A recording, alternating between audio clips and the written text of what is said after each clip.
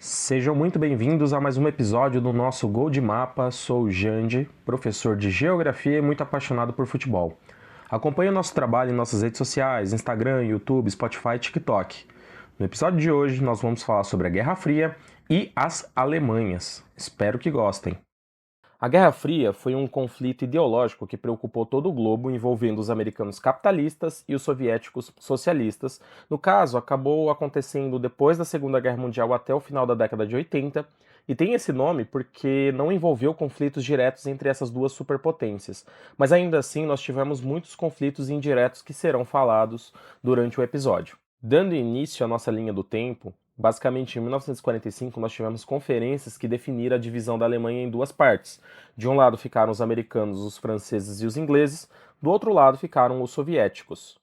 Em 1947, nós temos início a doutrina Truman e o Plano Marshall, que basicamente era uma ajuda econômica dos Estados Unidos para a Europa, principalmente para frear a influência soviética. Em 1948, nós temos o bloqueio da capital da Alemanha, Berlim, e a criação da OTAN, que é uma cooperação militar com os Estados Unidos liderando. Em 1950, tem início a Guerra da Coreia, que basicamente dividiu a ilha da Coreia em duas partes. Nós temos a Coreia do Norte, aliada aos soviéticos, e a Coreia do Sul, aliada aos americanos. Em 1953 acaba o conflito armado, mas os dois países se encontram divididos e em estado de alerta. Ainda em 1953, nós temos a morte de Stalin, que era o líder da União Soviética durante a Segunda Guerra Mundial. Em 1955, nós temos a criação do Pacto de Varsóvia, que basicamente foi a resposta da União Soviética à criação da OTAN. Em 1957, nós temos o lançamento do Sputnik pela União Soviética, que basicamente deu início à corrida espacial, uma das muitas disputas entre americanos e soviéticos.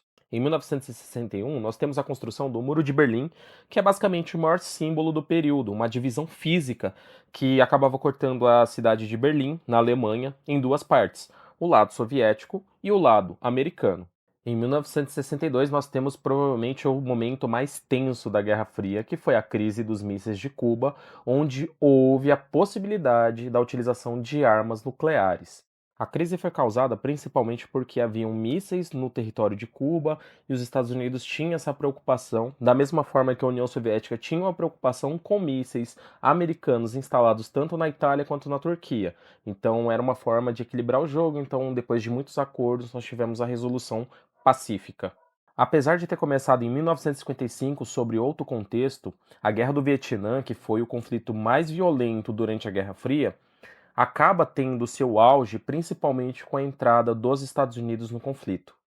E como esse conflito tem relação com a Guerra Fria? Principalmente porque o Vietnã do Norte era apoiado pela União Soviética e pela China, enquanto o Vietnã do Sul era apoiado pelos Estados Unidos.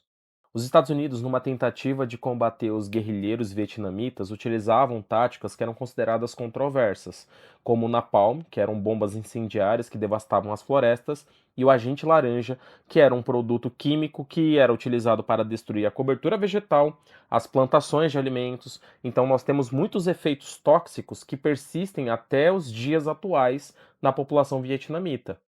A opinião pública da sociedade americana não foi muito favorável aos Estados Unidos durante o conflito, principalmente porque houve grandes movimentos pacifistas e protestos estudantis e uma crise de credibilidade do governo americano.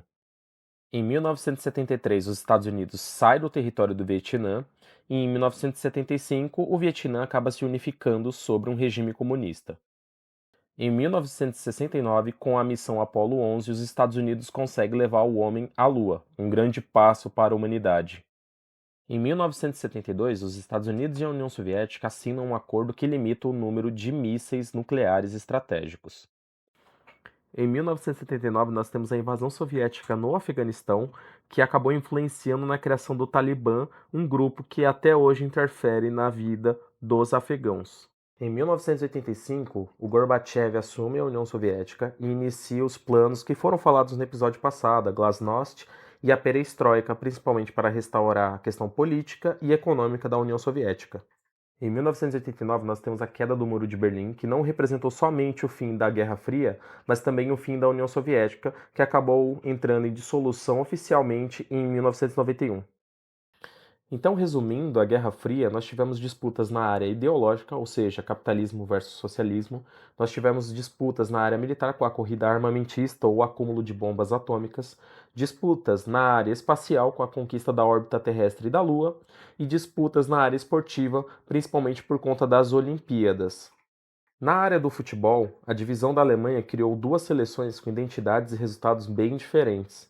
Enquanto a Alemanha Ocidental se tornou uma potência mundial, a Alemanha Oriental seguiu um caminho de desenvolvimento planejado e foco em competições olímpicas. A Alemanha Ocidental se destacou como uma das maiores potências do futebol mundial, principalmente com a conquista de 3 Copas do Mundo, conhecida principalmente pela força física e disciplina tática, e gerou grandes ídolos como Franz Beckenbauer. A Alemanha Oriental teve uma trajetória mais modesta em Copas do Mundo, principalmente porque só participou de uma única edição em 1974. Aliás, a Alemanha Oriental chocou o mundo quando venceu a Alemanha Ocidental por 1-0 em 1974, considerada uma das maiores zebras da história das Copas. Mesmo assim, a Alemanha Ocidental conseguiu chegar na final e vencer a Copa do Mundo pela segunda vez. Após a queda do Muro de Berlim, a seleção da Alemanha unificada jogou sua primeira partida oficial no final de 1990. E se engana quem acha que somente as seleções foram afetadas a partir das divisões. Nós temos pouquíssimos clubes de destaque do lado oriental. Os principais clubes do lado oriental, nós temos o Berliner Dynamo, que foi o maior campeão com 10 títulos e atualmente disputa divisões inferiores no país. Nós temos o Dynamo Dresden e o Magdeburg, que disputam atualmente a segunda divisão, o Hansa Rostock, que atualmente joga a terceira divisão, o Energie Cottbus, que atualmente se encontra em divisões inferiores, e por último os times da primeira divisão alemã, a Bundesliga. Primeiramente o Union Berlin, que ficava na parte oriental da cidade de Berlim, e o RB Leipzig, que é um time mais jovem, mas se nós estivéssemos ainda com a Alemanha dividida, ficaria no lado oriental também. Então, tomei liberdade para criar uma seleção da Alemanha Oriental de todos os tempos. O goleiro escolhido foi o René Adler, que fez carreira principalmente no Bayer Leverkusen e no Hamburgo, e com passagens pela seleção alemã. A nossa linha de defesa, o primeiro escolhido foi o Toni Janschke, que teve passagens pelo Borussia Mönchengladbach, o zagueiro Robert Huff, que fez carreira na Premier League, aliás é o alemão com mais jogos na Premier League e chegou a jogar a Copa de 2006. Aliás, o Hutt, ele foi campeão inglês com o Leicester.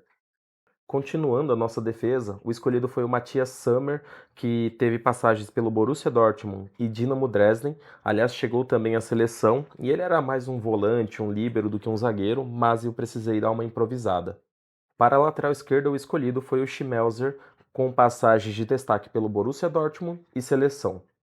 O nosso meio de campo começa com Tim Barowski, com passagens pelo Werder Bremen e seleção alemã, Toni Kroos, que dispensa apresentações, passagens de destaque pelo Real Madrid, Bayern de Munique e seleção alemã. Continuando o nosso meio de campo, o escolhido foi o Michael Ballack, com passagens de destaque pelo Bayer Leverkusen, Bayern e Chelsea, além da seleção alemã, e o Maximilian Arnold, que atualmente joga no Wolfsburg. Finalizando o nosso time, no ataque nós temos o Kirsten, com passagens de destaque pelo Dynamo Dresden e Bayer Leverkusen. Aliás, ele chegou a jogar pelas duas seleções, tanto a oriental quanto a unificada, assim como o Matthias Sammer. E o atacante Nils Petersen fecha a nossa seleção com passagens de destaque pelo Freiburg e seleção alemã. Aliás, sobre o Petersen, ele que perdeu o pênalti nas Olimpíadas de 2016, quando o Brasil ganhou da Alemanha. E então finalizamos mais um episódio do nosso Gol de Mapa. Se vocês gostaram, não esqueçam de acompanhar o nosso projeto, curtir, comentar e compartilhar.